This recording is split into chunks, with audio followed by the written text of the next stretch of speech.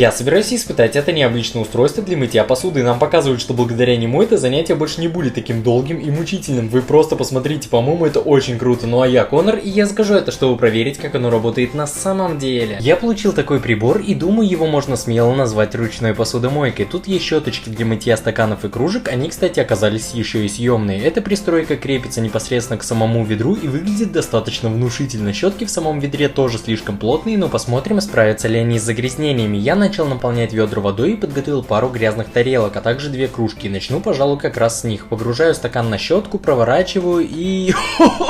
Она определенно справилась с засохшим пятном на дне стакана. То же самое произошло и с кружкой. А теперь беру тарелку, опускаю в ведро и начинаю вращать ее внутри. Достаю и...